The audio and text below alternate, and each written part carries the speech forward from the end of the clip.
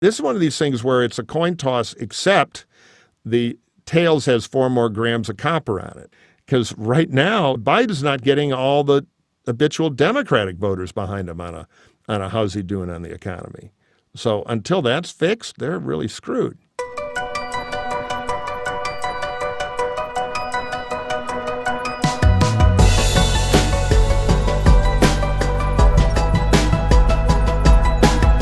What have we learned so far about this election cycle, and what does it tell us about what's likely to happen in the midterm elections of 2022 and the Democratic and GOP primaries for president in 2024? Well, historically, California has often previewed our national political future. Richard Nixon started there, turning the communist threat and the Cold War into themes in his early political campaigns. Ronald Reagan redefined conservatism during his 2 terms as governor. Proposition 187 was a ballot issue in 1994 before immigration became a national political issue. It helped get then California Governor Pete Wilson reelected on the issue of immigration. Celebrity candidate Arnold Schwarzenegger got elected governor there a year before the first season of The Apprentice. The state's size and diversity make it a political country within a country, a population of 40 million people, the 5th largest economy in the world, and a whopping 22 million registered voters, all in one state. Longtime GOP campaign strategist Mike Murphy has been on the front lines and often the mastermind of some of these California campaigns, as well as plenty of national campaigns, too. I want to get Mike's view on the political crack-up sparked by the breakdown in quality of life and civil order that his fellow Californians are experiencing, as are Americans almost everywhere. And what about the impact of everything from inflation to the future of Roe versus Wade? Mike's worked on 26 gubernatorial and U.S. Senate races across the country, including 12 wins in blue states, something that's getting harder and harder to do for Republican strategists.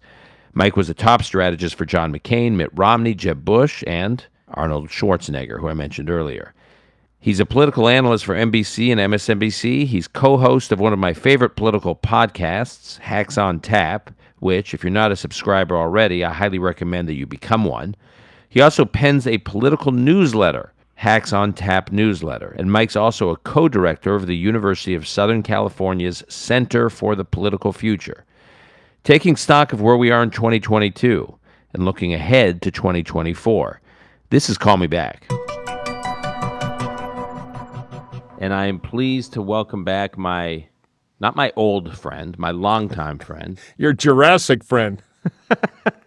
Longtime friend, dating back to 1994, the first campaign we worked on together, the Spence Abraham campaign. That's right. Longtime friend, Mike Murphy, back to the conversation. Hey, Mike, how are you? I'm good, Dan. How are you doing? I'm good. I'm trying to make sense of this crazy political moment, this crack-up we're living through, and I figured there's no better person whose brain to pick than yours, so I appreciate your doing it for a number of reasons, not the least of which is you have encyclopedic knowledge both as a student of political history but as a practitioner of politics, but also because you're ground zero of some of the crack-up, which is California, which The crazy times demand a crazy politics, Dan. That's we're right. meeting I want the challenge. I want to talk to you about what's happening in California and what we're learning from it and what the implications are nationally. But before we zoom in on California, I just want to get a sense from you nationally, because whenever I want to gut check on what's going on, I try to check in with you. It seems to me that everything that could be going wrong for Biden and the Democrats. This is not an ideological point. It's not a partisan point. It's just I'm trying to be analytical in that terms of, first midterm of a presidential, of a presidency for the party in power is going to be under pressure. Obviously, macro environments, inflation, et cetera. I mean, can you just walk us through what are all the why does it seem that everything that could be going wrong for the Democrats, and it's not to say that everything's going well for the Republicans, but let's just start with the Democrats. Everything that could be going wrong seems to be going wrong. And what are those things? Yeah, the Republicans are doing well by not doing anything, just not being the Democrats, because the Democrats have been sucked into this perfect storm. If you combine it all, first you had foreign events, which are, maybe you can influence them, have a geopolitical strategy. But when you have a resource region, wheat and oil go to war and cause all kinds of problems there. And then you have COVID respark, particularly in Asia, which is a supply chain nightmare. Economically, you have that all swirled together. And then you've got a new president elected who ran a pretty good campaign on, I'm boring and normal, no more crazy. How's that sound? I'm a nice, comfortable old shoe. But the minute after he got elected, decided, no, I'm going to be FDR. And, we'd already gone very aggressive on the fiscal side with COVID aid. Basically, we're going to fight germs with dollars. And we've had low interest rates to inflate up the economy. So all this stuff starts combining, and then the pain comes. And the Biden guys, and I'll say I'm a Trump-hating Republican. I'm a conservative, but I voted for Biden because I can't abide Trump.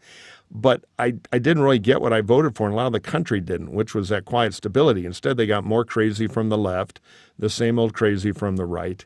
And instead of the Washington food fight issues that wore out the country, you had what we in the political campaign racket call gas and groceries, which is where every voter, most voters, Dan, I know you have people who handle this for you, but most voters twice a week go get kicked in the teeth at the gas pump and the grocery line. I was at the gas pump last night, $6+ a gallon. It's unbelievable. Yeah, we're up at 7 here in California. Right. Well, that's because the gas tax. Well, yeah, no, we have a massive gas tax, right, which is why we have no pollution. Right. But so all this stuff's compounded, and then poor Biden has not had the domestic communication toolbox to be able to deal with it. Build Back Better, it sounds to me like a chain of chiropractors. Why they didn't fight a bumper sticker fight on how'd you like child care and cheaper prescription drugs? The do-nothing Republicans are in the way. Something simple you can fight over. Instead, they had the big ideological agenda. He was made to look weak by the lefties in the House, the squad, et cetera, small in number but big in volume. And they just got tied up in their own stuff. The one great thing they did, infrastructure, they never got any credit for because they were on to massive spending, FDR 2.0, and all this stuff that, of course, broke up on the rocks predictably. So I would say communications incompetence on the domestic policy side by Biden, massive economic shock around the world from multiple causes, from Ukraine, oil, supply chain problems, and all that. So now gas and groceries is killing them. And in politics, if you're getting killed on the fundamental economic reality of the average American family, you're toast.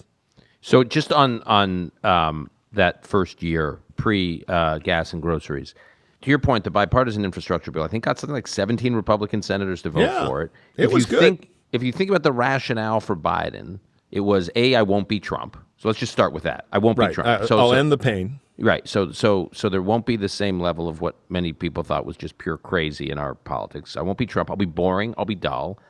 And I've been around Washington for a long time, so I'll make Washington work again. And it was like he was handed a gift to demonstrate that this is the guy that can make Washington work again because he got this bipartisan infrastructure bill. He got Republicans who normally wouldn't vote for anything led or supported by a Democratic president, and there they are. And it was like almost like he was annoyed that was supposed to be the big accomplishment. It was like it wasn't enough, and he just dismissed this big win.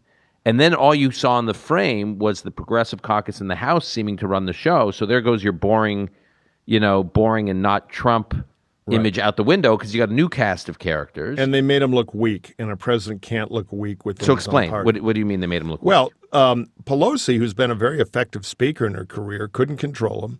They couldn't call a vote on the president's signature domestic policy agenda. They didn't have the votes in the caucus. They had a classic Democratic open slappy fight about it, with these backbench members saying, no, I don't think I'm going to go with the White House. They haven't met my conditions. And then you had a couple of these poor horrified moderates who know they're the first to lose in a tough election cycle, trying to save themselves. And Biden just kind of watched the thing from afar. They actually rolled him to the Hill. President doesn't go to the Hill a lot. In a caucus meeting, he didn't ask for the order and try to close them hard.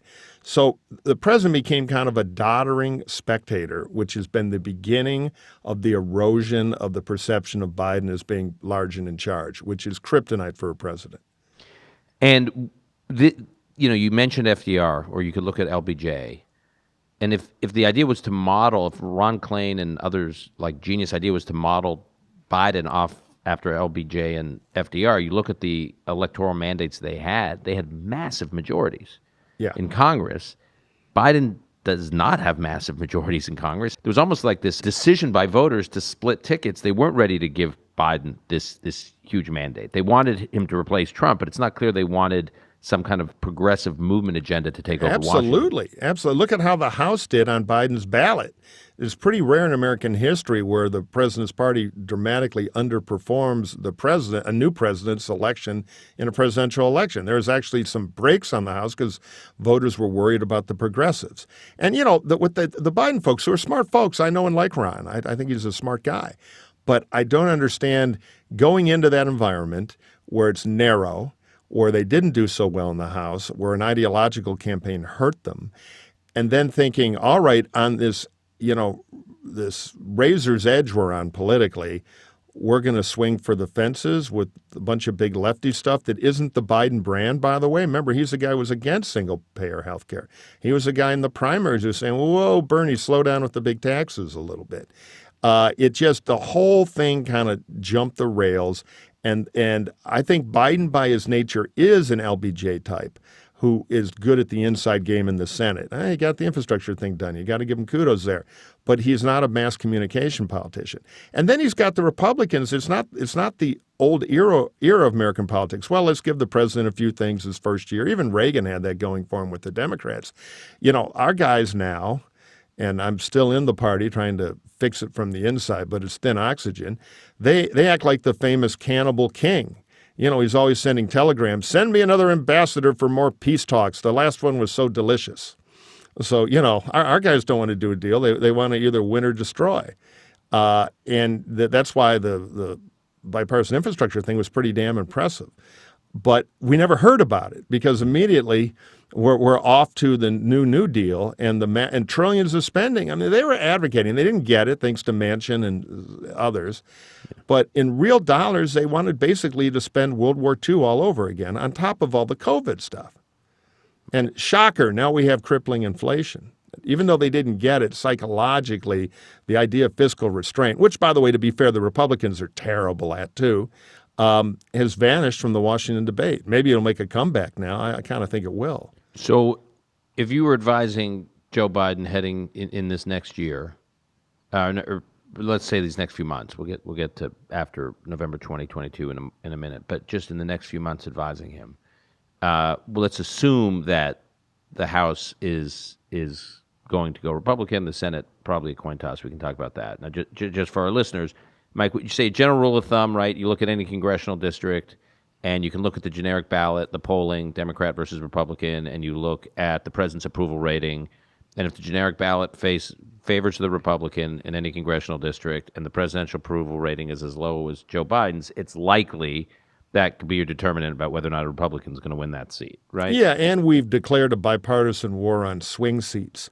There's not as much room to move in the Congress now because all incumbents love the idea of a safe seat. So now primaries rule the world in some ways more than the general election. But yeah, all the indicators say, and this has historically been true of first-term elections, the first congressional midterm in a new president, it's going to be really bad for Biden. There's going to be a big Republican wave.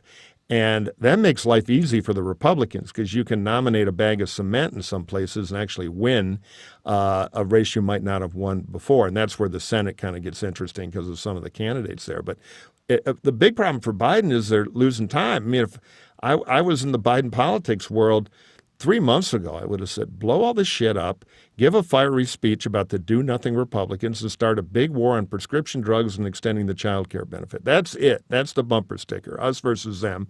Get Biden out there fighting and simplify this for everybody. And by the way, after 30 days of fighting, you say, damn right I'm running for re-election. Now, you may not run for re-election, but right now he's dying by 1,000 cuts because we're in this new world where everything's transparent. So every ambitious senator's whispering, oh, I'm getting a lot of calls from New Hampshire. They really want Pendergast. And, it's all over the front page of the New York Times with speculation of how dead is Biden, when will he drop out. It's all kryptonite for his narrative, and he can't have it. But they're burning the biggest resource you've got in a campaign or a political fight, which is time, and they basically run out. I mean, they can try a little summer offense here. I'm sure they will. It'll be helpful. But the House is looking very grim for them. And the Senate, even where they have on-the-ground advantages in candidate recruitment and things like that, is looking scary. And they have a slim majority, the Democrats. So, Right, they no don't have a margin lot for of error. cushion. So, what, 6 seats or something? So, I mean, it doesn't take much. Even if not everything goes the Republicans' way, it's still pretty hard for them to screw up winning the majority because Right. It's kind of like, being a tidal wave prevention engineer. Well, with 1 billion pounds of concrete, we can handle an 8-foot surge. Well, right now there's a 12-foot surge out there. And the question is, when it gets to shore, how big will it be? So you've been involved one way or the other in almost every election cycle over the last 30, 40 years. Yeah, time to retire. Okay, so I've done enough damage. we worked together in '94. You were doing the Michigan Senate race for Spence. You were doing Engler's reelect. You were doing the Virginia Senate race, right? That's Holly right, North. Colonel North. Right. Colonel North. The chair is against the wall. Weren't you doing? I forget. Anyways, Terry you're doing, Branstad out in Iowa. Right, I used to do Iowa, all so I the knew it was something Republican in the Guard, Midwest. Tommy Thompson, all kinds of. Right.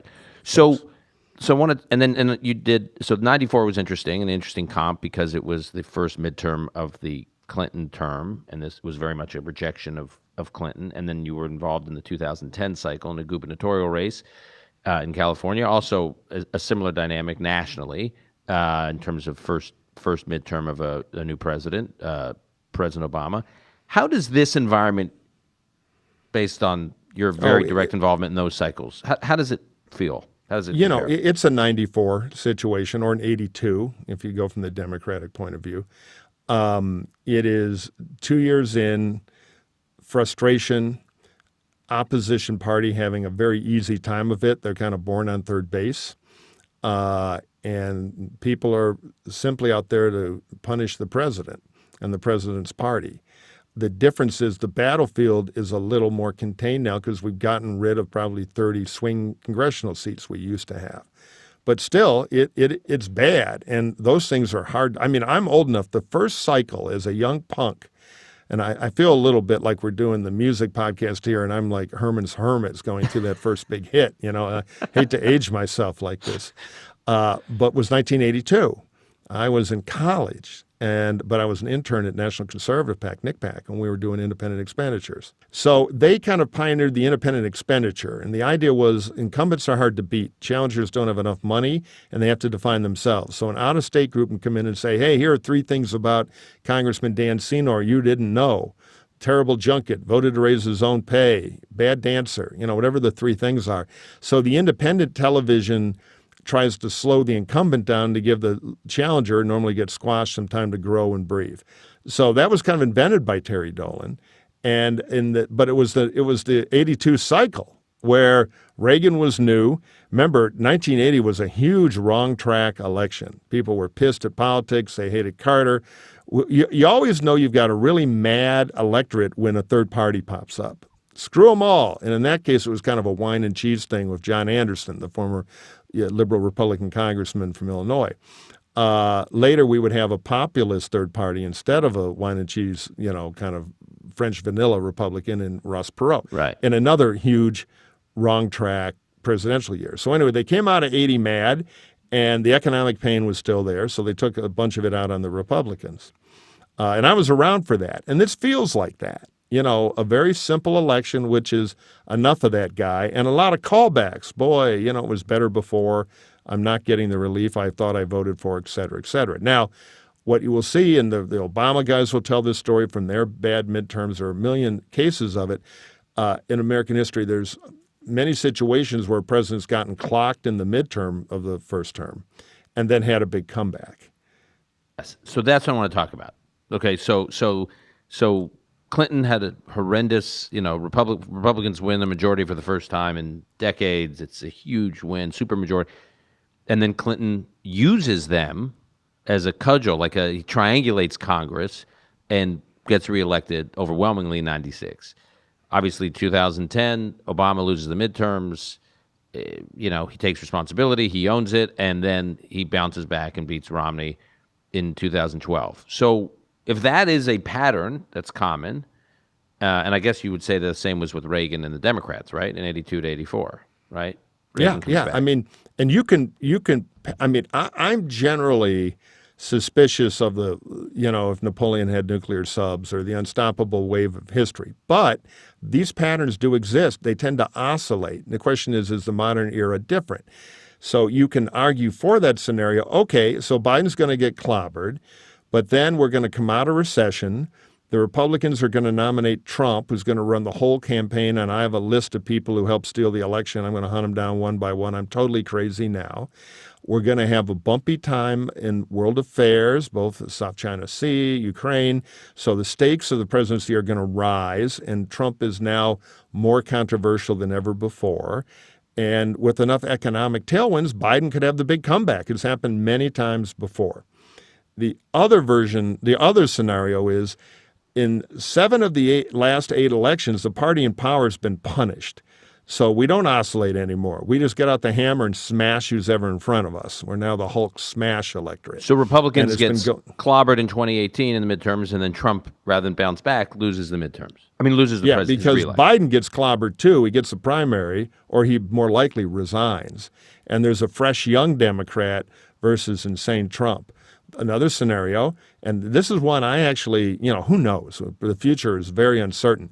But there are early signs, I think, that Trump, in the last year, by his own crazy behavior and Trump fatigue, and also even the stuff coming out in the hearings now, as we used to say in body shops in my home town of Detroit after an accident, the car looks okay, but you got your frame bent. It will never drive the same. And I think Trump got his frame bent. And I think there's a lot of talk in the Republican world of what do we do about the Donald? Because Biden's screwing up so bad. We're teed up to win. Trump's old and crazy. If Biden runs again, he'll be old. We'll say he's crazy. What about a fresh, young, pretty populist that the base could live with who's smart from a big swing state? Maybe even somebody with a couple extra vowels in his name to show we're not a bunch of racists. Who could that be? Well, there's a guy thinking like that, a Harvard graduate down in Tallahassee. So those wheels could turn. And then the GOP gets a generational race if Biden runs again, which is a good thing to have, especially with a big state governor who can say, I'm not part of this Washington mess. That the governor versus Washington thing has worked a lot in political history. So there are a lot of different permutations here. And why is the generational race typically one to bet on? The generational race, doesn't always work. But generally, the older, slower bear doesn't do well in the comparison. Bob Dole and Bill Clinton, Jack Kennedy. When you get a young candidate with some sparkle. Obama. Yeah, Obama, right. That's another great example. Right. It can work. Now, it doesn't always work. Somebody's yelling at their podcasting device right now, Jimmy Carter and Ronald Reagan, which is true. But, let me put it this way. Whenever you have a wrong track, angry electorate, and flawed candidates everywhere, that is a recipe for surprise, not conventional wisdom being true. And as you guys mentioned on Hacks on Tap, but if Biden runs for a second term, by the end of his second term, he'll be closer to 90 years old than 80. Yeah, which is why, with the affection as a human I have for Joe Biden, I don't think in our modern politics where everything's transparent, everything's all over the social media, and the broadsheet newspapers now are all electronic and are chasing the story of the minute. I don't think a president can survive a midterm wipeout with the specter of Trump and the scary going to take over the Republican Constitution-hating Republicans like they could in the old days. So I think the party's going to eat Biden if he gets wiped out in the midterms. Yeah, and force him out. If you think about it, if you look at who our presidents in the '90s and the early aughts, you look at Bill Clinton, or even look at his vice president Al Gore, and you look at George W. Bush in the early 2000, 2008. All those presidents and vice president who were president and vice president, 20, 30 years ago, are still younger today than Joe Biden and Donald Trump. Oh yeah, no, it is crazy, and I have a lot of Democratic friends who say no, the party will, if you look at LBJ and the Vietnam War, which broke him politically, and he didn't run again. For Democrats who see the threat to our institutions, and I see it too, it terrifies me. this kind of new little fascist whiff we have, what was clearly an attempt to steal the election, the Trump craziness, Trump coming back, that is the Vietnam War of right now in politics on the Democratic side. And if they think Biden's a slow pony, I think they're going to try to get him. The problem is they may replace him with somebody more ideological, more pure identity politics driven, and they may blow it that way, which they're totally capable of doing. Now, I should say there is a scenario for a Biden comeback on all this. So Biden loses the midterms, and the party's chirping at him. But the Republicans, because they're having an auction, maybe Trump turns on Kevin McCarthy, started to rumble at him a little bit. You know, Kevin's the most fun guy in politics to torture. Trump clearly enjoys doing that. But there becomes an auction to appease Trump's grievances there. And all of a sudden, the Republicans are talking about impeaching Biden again. Mm-hmm. You know, he ate with too many salad forks. His son, you know, drove through a red light or whatever, you know, some kabuki theater. Then there might be a snapback in the Democratic Party, stand by our guy, big battle, particularly if there's some green shoots of economic progress. That would do so much for Biden. Now, who knows? But there is a scenario where rally the wagons and fight. So the House races tend to be shaped more by the national macro environment. You get a big wave for the reasons we were just describing earlier. The Senate is different in that candidate quality, the individual races can matter a lot more. You've run a lot of Senate races.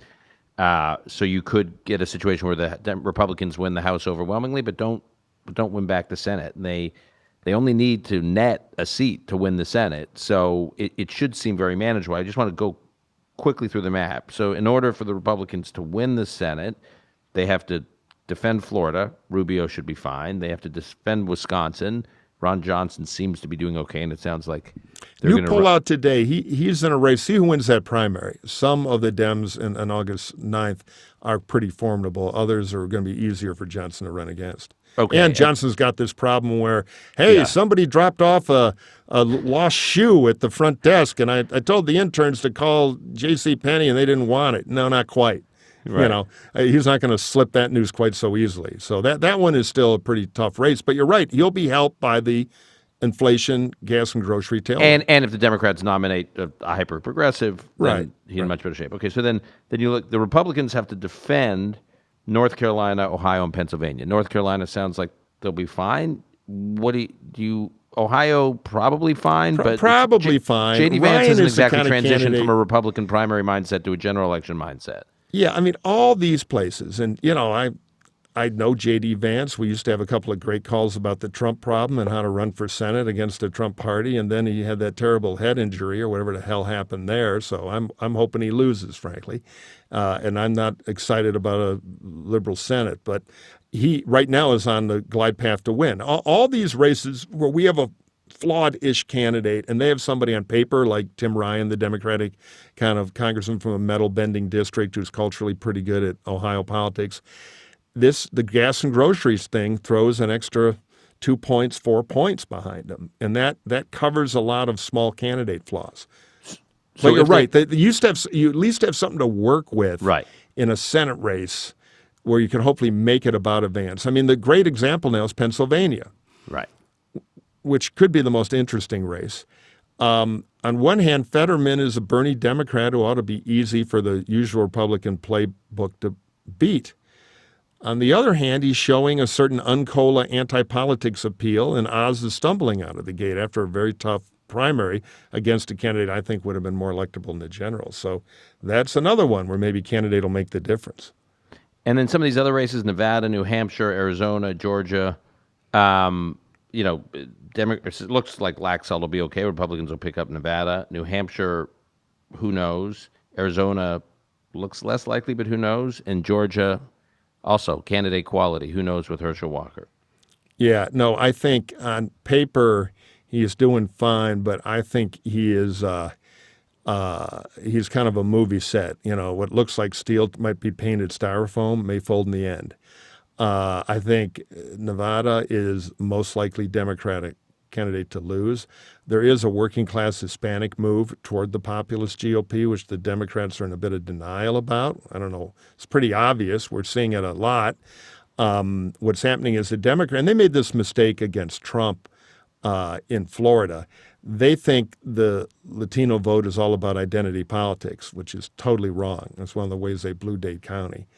So I think Nevada will be another hard lesson for him. So, yeah, this is one of these things where it's a coin toss, except the tails has 4 more grams of copper on it, which is all this economic anti-Biden stuff, which is why the number one thing for all these races, even with the factor that they have local candidate flaws and all the stuff we're talking about, Biden's got to go find 7 or 8 points of favorable on economic job approval. 10 or 12 would be better, soon. Because right now, Biden's not getting all the habitual Democratic voters behind him on a how's he doing on the economy. So until that's fixed, they're really screwed. Now, in a wave election, a real wave, that wave of cycles you've worked on, you also can get these surprises, like races that nobody's paying attention, and suddenly they just get swept. 80 had a lot of Senate folks elected who nobody thought would win. Okay. So the one I've been looking at here is Tiffany Smiley, who's a very impressive woman running against Patty Murray in Washington State. Patty Murray, longtime incumbent, I think probably thought she had a sleepy path to re-election. And this Tiffany Smiley, there's a profile written of her in the New York Times, which is worth reading. Very impressive bio, her story, her husband's story. And she's using the breakdown in order, the civil society disorder, total breakdown in Seattle, which she argues is now spreading to the suburbs. And she's a wife and a mom who's not going to take it anymore, and Right. is running. And there was this article by Nellie Bowles in the New York Times in the middle, soon after the post George Floyd riots, and she describes what was going on in Seattle. And in in the Times article, and I'm quoting from Nellie Bowles' piece here, when the occupation in Seattle started in early June, so this is early June 2020, Mayor Jenny Durkin seemed almost amused. She was amused at the fact that Seattle was up in flames and they were abolishing the police and coming up with their own cordon-off areas for downtown Seattle that were going to be self-governed by Antifa. And Mayor Durkin says to Nellie Bowles, "We could have the summer of love." That this crazy meltdown in Seattle was something to celebrate, something to admire, and Smiley's kind of running on this, and that to me is like the kind of sleeper race in this environment. And I think you're in the land of sleeper races. You're in California, so where you're seeing all sorts of surprises. So I know you've been following the L.A. race, L.A. mayor's race closely. You've been following what's happening in San Francisco with the Chase Boudin recall in the DA's office. So just, you're there, you're following closely, you've been involved with California politics a long time. Are these quality of life issues really trumping ideology? Oh, I think they're incredibly powerful. I do. We're in a moment. I mean, the San Francisco is as liberal as people say. I mean, that the Board of Commissioners there, Bernie Sanders would be like, Lordy, these people are something else. He'd be shocked, So look what happened. The overwhelmingly Democratic progressive city couldn't fire their DA, who's, one of these super progressive DAs who think we ought to kind of get out of the whole go into jail business and do more holistic curing. Threw him out of office on a rocket ship. I mean, it wasn't subtle. And there's a recall here against George Gascon, who's the L.A. super progressive DA, who doesn't really believe we ought to bum out people with, sentences for criminal misdemeanors and even some other stuff. So the quality of life stuff, we saw it in the New York mayor's race too. I mean, the New York City mayoral primary is one of the biggest progressive electorates in the country, probably the biggest. And it was pretty clear the top 2 candidates, including the winner, Eric Adams, were not running. I mean, the sheriff here in L.A. County, and you got to don't confuse L.A. County, L.A. City. L.A. County is 10 million people. L.A. City is significantly smaller. So L.A. City doesn't include like capitalists from Beverly Hills. Right, it doesn't. Right. When I say, hey, L.A. mayor's race, they figure, it's probably movie stars driving around in Bentleys with yard signs and everything. Yeah, there's some of that, but it's a little different. Anyway, I mean, we have had Snoop Dogg and Kardashian endorsements and stuff, but it's there is no doubt that the normal formulation in this mayor's race here, where we just had the primary. It's not partisan, but we had the primary. And now you got two candidates going, the kind of two who are expected into the general election, is a classic battle, wrestling match between, come on, do what you normally do. It's a Democratic city. I mean, the city of L.A., Bernie beat Biden here. So, this is not a right-wing place. Republican numbers in the city are probably about 11, 12%, best case. And after these hearings, my guess is they're down to 9 for a while because nobody will admit it on a poll. So you've got Rick Caruso, a friend of mine, disclosure, I'm for Rick, who is a very successful mall developer. He's kind of his own lifestyle brand. He's quite an impressive guy.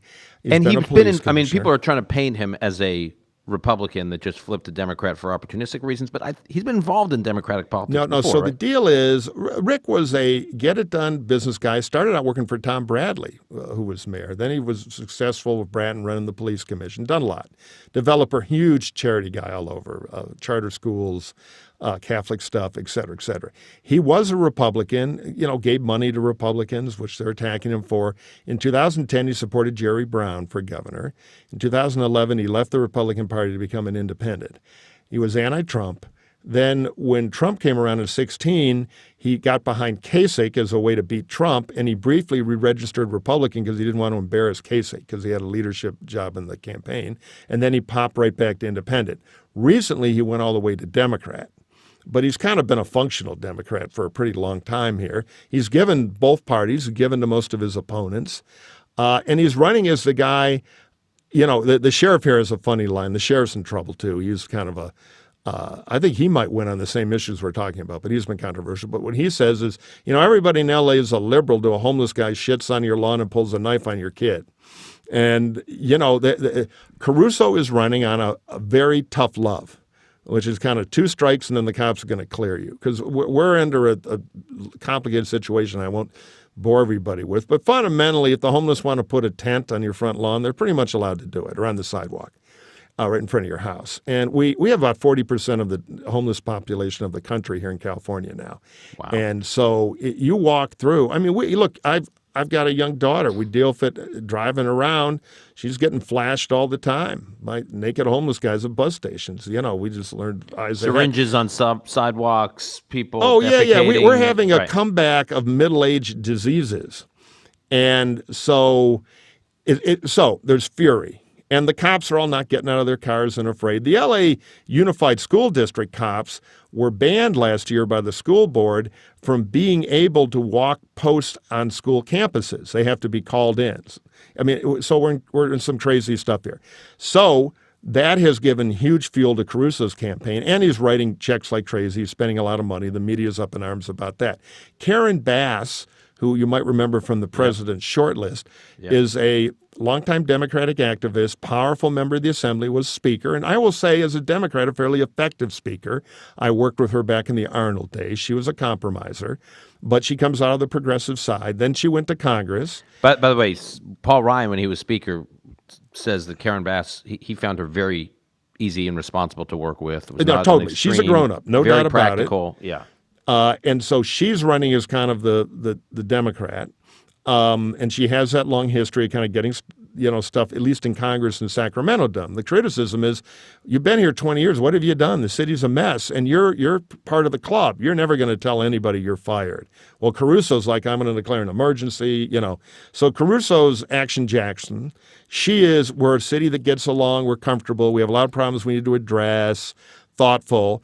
But election night, Caruso, having spent $30-some million, had the early lead. But we vote by mail here. So sure enough, 2 weeks later, when they're done counting the votes, Caruso's gone from 6 points up to 7 points behind. So the conventional wisdom is now Bass. The truth is it's going to be a competitive race. It's going to be the quality of life change candidate Caruso versus the comfortable Democrat. You can't have a guy like Caruso who gave money to a pro-life politician in 1998 be mayor of this progressive city. Some class warfare. He's a rich guy, so he's evil. I think Caruso's the underdog, but I think he's got the stronger message, and we're at a moment where candidacies like that can work. And just the fact, even if he loses, just the fact that he's in the runoff. That he's alive, he's in the game, yeah. that tells you about as much as anything about what's going on both in California and nationally. The guy like that, Right. is And the playing. other footnote is, which is part of the perfect storm, normally LA mayor's races are in the off year, so nobody votes and the unions can kind of pick a candidate. This time it's going to be in November in the general election with a much higher turnout probably than is likely for an LA mayor's race, which means more casual voters may be pulled in by being furious about the horrible quality of life in the city. On the other hand, the Bass people will argue that more casual Democrats, as California, will be brought in. And in the end, this thing Rick will be defeated. This will come down to, do people believe Karen's line about Rick, which is he's a rich Republican billionaire pro-life zealot, or will they believe Rick's line about Karen, which is she is more the same, the city will stay bad and get worse. If you want change, you can't vote for her. Who's closer to the caricature? And I think Rick has an advantage there, but the last 3 or 4 points for Rick are going to be tough because it is such a Democratic, progressive city. But it's a city that's fed up, too. It's a fair fight.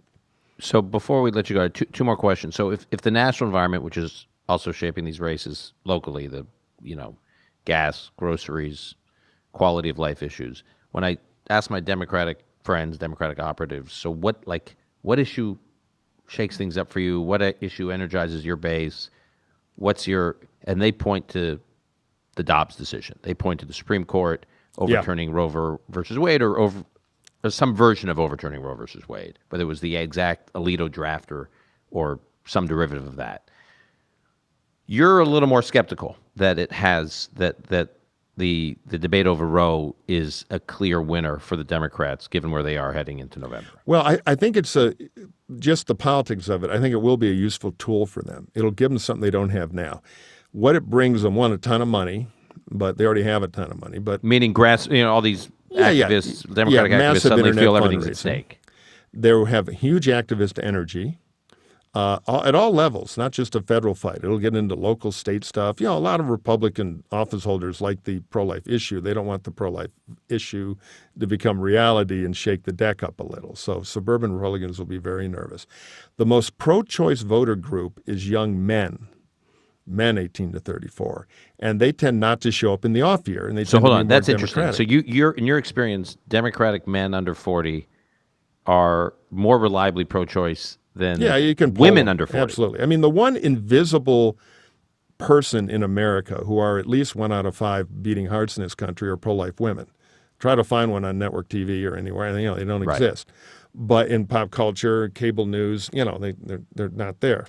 But they're out there in voter world, and young men tend to be very pro-choice. So the question is, the big Democratic problem that they always have big trouble solving, they normally can't solve it, is getting younger voters to vote in the off year, particularly younger men. Well, here's a reason maybe. So that helps them. So I see a lot of, pluses, suburban districts, changes the subject for a month because the media will be massively obsessed about it, as will a lot of voters. So fair enough. Is it enough to overcome gas and groceries? If Biden can get his economic perceptions back and we have come back and we're in a different kind of economic range on October 1, and this is going on, it could tilt some Senate races. That's where it could make a difference. In Pennsylvania, so it gives the Democrats a big tool to work with they haven't had before. But is it as big as gas and groceries across the whole country? Because there are also pro-life places in the upper Midwest and other where there are enthusiastic pro-life voters. So it's not quite the Manhattan home run it feels like on cable news. But net, it is good politics for the Democrats if it happened. I just don't think it's as big as gas and guns. Guns are another issue where the suburbs could turn, but now they've actually done something, so some of that anger is probably diminishing. Before we let you go, it's good for the Dems, but I don't think it's a solve-all by any means. Before we let you go, so I was, full disclosure, involved in the Pennsylvania Senate race, and I watched a lot of these races take shape in Pennsylvania. I was for McCormick in the primary, but I obviously had an eye on some of these other races, I said, and I was struck watching the gubernatorial race where you had this, unapologetic Trump supporter, Doug Mastriano. You can read what he said about January 6th. I don't need to quote him, and his general support for batshit crazy, basically. And then I watched the numbers and saw the Democrats were spending more money in the Republican primary to help Doug Mastriano win the primary than they were than like Shapiro, who's the Democrat AG, who won the Democratic nomination for governor, than he was spending on his own race. So they were working hard to get Mastriano, thinking, as I remind my Democratic friends, much like many of them thought in 2016, it'd be great if Trump wins the nomination. If Trump wins the nomination, then Hillary's got this in the bag. Right. And I'm seeing this now in different parts of the country where Democrats are supporting, at a time we're all watching these January 6 hearings, and there's all this concern, in many cases with good reason, about the future of our small d democratic institutions. And then you have, and I'm not making this is not moral equivalence, but it's just important to put a spotlight on. It seems like they're playing with fire a little bit by trying to help nominate Republicans who they think will be the least electable. But in an environment like this, it's not clear that some of them won't win. Yeah, no. It's very dangerous stuff. It's like some Russian general right now is pitching Putin one small nuke and the West will back down and make peace immediately on your terms. All you got to do is blow up 2 villages. It's an old tactic. It's been done a lot, where you spend money from your campaign in the other person's primary with an ad of, boy, he loves Trump too much. He's too tough on the border. He's too tough on auditing the election, and help that clown win. And then, we got him beat. But when you got a kook like Mastriano who would want to subvert the Electoral College, and as governor of Pennsylvania would have some power, and you got a wave election where a box of cement might win, Josh should look in the mirror and say, really, am I so important that I got to try to rig my general election where I ought to be able to win on my own by playing with anthrax canisters and nerve gas here? Really? Right. And if you look Josh Shapiro's that important to the world that he's going to want to do. And he did. And it's going on in Illinois too, but not at the Mastriano, not at the crazy-ass Republican potential governor level. And so, I've been making noise about this. It's been done, but now, latest poll, 4 points, almost margin of error. Now, I think for our listeners, a new USA Today poll run. just came out, and Shapiro's only beating Mastriano by 4 points. So it's a little too close for comfort in an environment like this. Right. Again, hey, that new experimental plane with the nuclear bomb, let's fly it around Manhattan between skyscrapers because it'll be fun and I'll make lieutenant colonel. Okay, Josh, thank you. Right. Now, so the New York Times just June 16th, so just a few days ago, had a piece out by Jonathan Weissman. It says, as Democratic leaders warn loudly of right-wing threats to democracy, their campaign arms are meddling in Republican primaries, betting they can help pick easier opponents in November. And the title of the piece is Democrats' Risky Bet, a GOP extremists in spring hoping to beat them in the fall. Yeah, playing with fire. Now, that said, vote for Josh Shapiro. It is always great to join you here on thanks, America's Mike. second best podcast after Hacks on Tap with Murphy Hacks and on Tap is more of like a niche play, but we like giving you do the vast canvas of world affairs, security issues, small engine repair, dating advice. You cover the whole waterfront here. All right, Mike, thanks for being with us. We'll get you back. Thank you, pal. Have a great day. See you. All right, see you.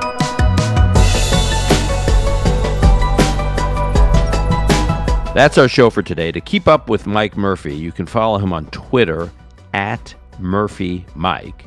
And also, as I mentioned earlier, subscribe to the Hacks on Tap podcast and to the Hacks on Tap newsletter. That's hacksontap.bulletin.com.